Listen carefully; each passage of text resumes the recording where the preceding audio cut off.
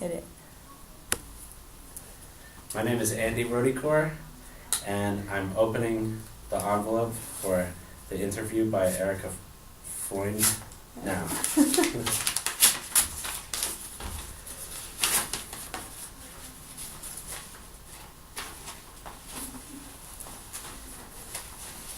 Okay.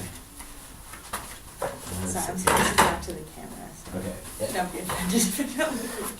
So, question number 1. Teaching is a challenging, demanding, and rewarding profession. The public has high expectations for teachers and what they do. What does teaching science mean to you? Okay, that's a good question. Well, I'm interested in teaching physics in particular.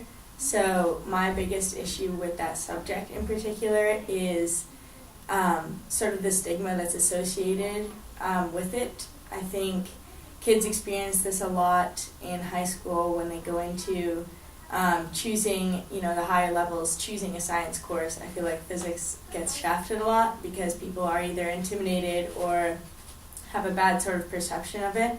So I think it's really important, teachers, especially in high school and in physics, to make it, to sort of bring down this barrier, make it more accessible to students. And I know I was really lucky in high school because I had a great physics teacher that used a lot of demos, generated a lot of interest in the subject outside of the classroom as well as inside. So I was sort of pleasantly surprised by the fact that I like this subject, and I feel like that's important if we can get more teachers in the classroom to do that for this subject. Question number 2. Science is full of controversial societal issues such as cloning, genetic engineering, nuclear power, energy consumption, toxic waste, and pollution, to name just a few. What strategies would you use to teach high school science students to fully comprehend a scientific issue? Okay, I think actually doing a scientific approach is a really good method for this.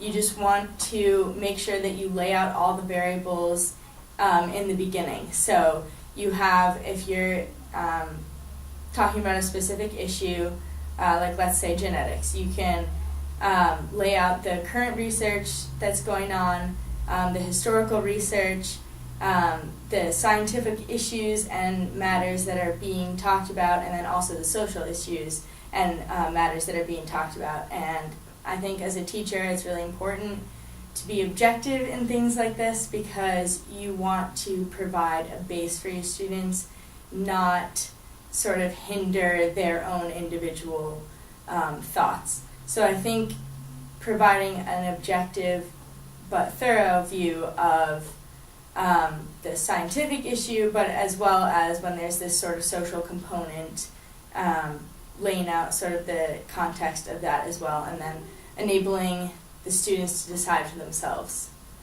given the best, outlook as that we could give them as a teacher. Number 3. A naturalist goes to a pond, catches 55 frogs, bans them, and returns them to the pond. A week later, she catches 72 frogs, of which 12 are banded. How many frogs would she calculate to be in the pond? That's what it says. Okay. So there's no guarantee that she caught all the frogs the second time either. So I guess she would have to keep going back to the pond until all the frogs that she catches are banded. I don't know. She catches 52 at first. 55. 55 at first. Bans all of them. Okay, and then catches 70. 72. 72 the next time. And 12 of those are banded.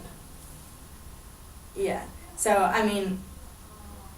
you could just do 72 minus 55, and then you have the leftover ones that were the frogs she didn't catch the first time, but I think, there's no guarantee that she caught all of the frogs the second time either, so she can't really estimate based on that all of the frogs in the pond, technically. Okay. Yeah.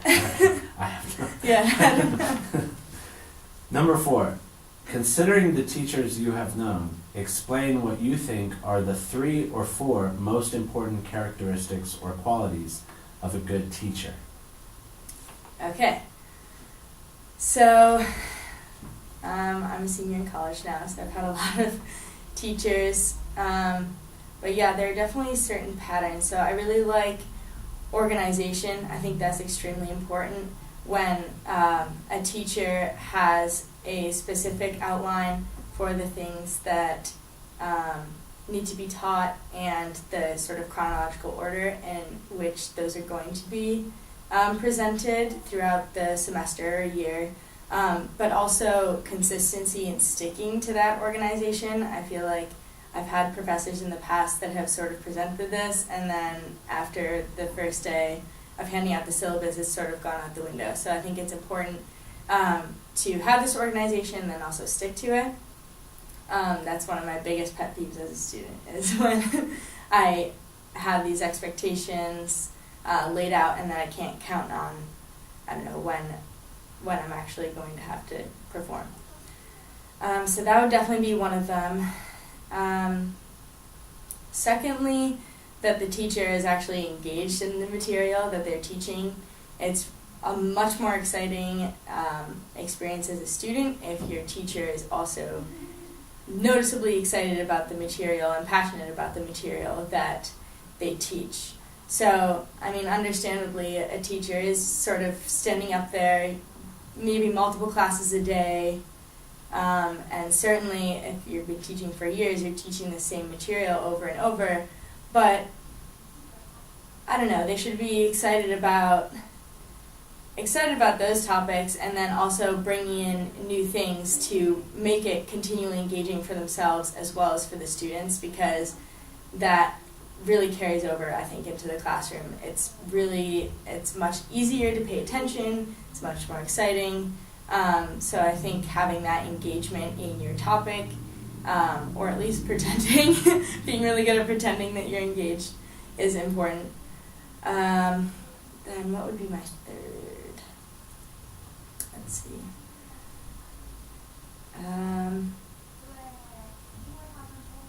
I mean, obviously, mastery of your topic. You want your students to trust you.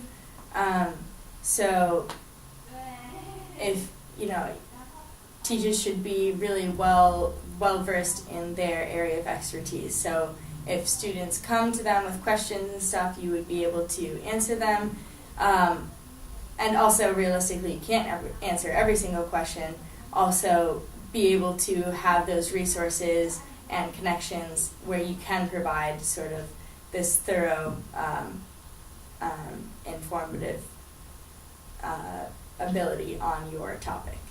So I think those would be my 3 top qualities.